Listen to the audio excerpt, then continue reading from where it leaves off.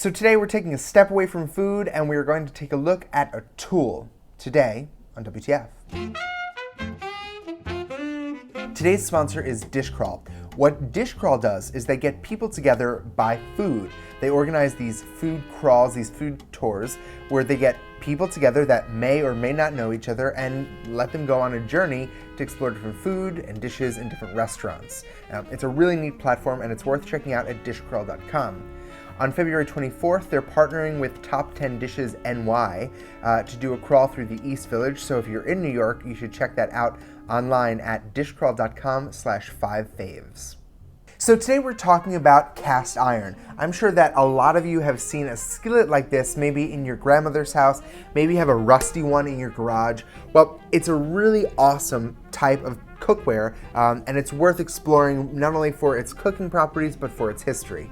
The process of casting iron goes back to ancient China when they cast iron to make weaponry out of it. In 1707, Abraham Darby patented a process for casting pots and pans out of the iron. Now that gave the way to the types of pots and pans that we use today. So once you get cast iron, you have to prep it for use. This is done through a process called seasoning. And basically when you season a pan, you're putting fat inside the little ridges and grooves inside of the pan and then baking them to create a slick surface that you can cook on. The goal is to get the fat molecules consistently and evenly spread over the pan and then bring it up to a temperature that allows the fat molecules to polymerize on the pan, which is to say that they create a matrix, a webbing over the pan that is sort of permanent and in place. Now, we're not going to go into the exact science of why I recommend you use flaxseed oil, but I have to give credit to a blogger named Cheryl Cantor, who recently wrote a great article arguing why flaxseed oil is the best oil to be seasoning your cast iron with and is much, much, much better than any oil like vegetable oil or lard. I will link to that blog post in the description below. If you acquire a cast iron pan that has some rust or black stuff on it, what you can do is first put it into your oven and use the oven's cleaning cycle to bake off any stuff that might be stuck on. You can also use steel wool to loosen anything that might be baked onto the pan. And if that doesn't work, go to the grocery store and buy some oven cleaner, because that certainly will. Now use soap and water to wash off your cast iron, even if it's new.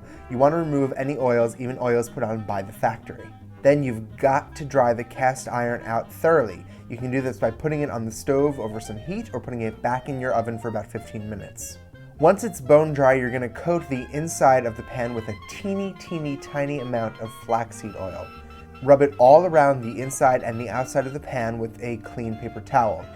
When you're done, you're going to take a new paper towel and you're going to wipe out as much of it as possible. Now put your pan inside of the oven face down and turn your oven on to 500 degrees, or as high as it will go. You're going to let the pan heat up as the oven preheats and let it bake for 1 hour. After an hour, turn your oven off and let it come back down in temperature with your oven, which probably takes about 2 hours. Then you're going to repeat this process 6 times. 6 times. Don't cheat, it's really important. When it's done, you'll have a beautifully seasoned cast iron pan that'll have a nice matte finish to it in the way that a lot of cast iron pans just don't have, because they're covered in an oil that doesn't actually polymerize. Because traditional washing uses soap and soap removes the oil on your pan, I recommend just wiping your pan out after each use.